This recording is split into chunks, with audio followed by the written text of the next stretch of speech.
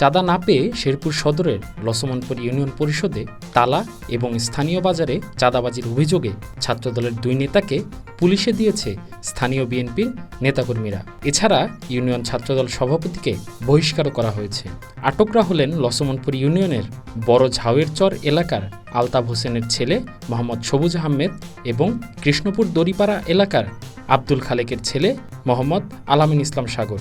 বুধবার রাতে লছমনপুর ইউনিয়নের কুসুমহাটি বাজারের ইউনিয়ন পরিষদের সামনে থেকে তাদের আটক করে পুলিশে দেওয়া হয়।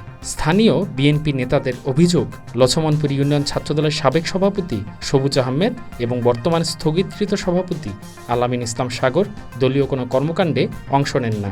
তারা বিভিন্ন স্থানে দলের নাম ভাঙিয়ে চাঁদাবাজি করে দলের ভাবমূর্তি নষ্ট করে আসছেন। বুধবার তারা তাদের কিছু অনুসারী নিয়ে চাঁদার দাবিতে বলায়েরচর ইউনিয়ন পরিষদের চেয়ারম্যানকে তার পরিষদে লাঞ্ছিত করেন। লছমনপুর ইউনিয়ন পরিষদে গিয়ে চেয়ারম্যানের মোটরসাইকেল ভাঙচুর করে এবং পরিষদের সচিবসহ অন্যদের বের করে দিয়ে পরিষদের ভবনে তালা দেয়।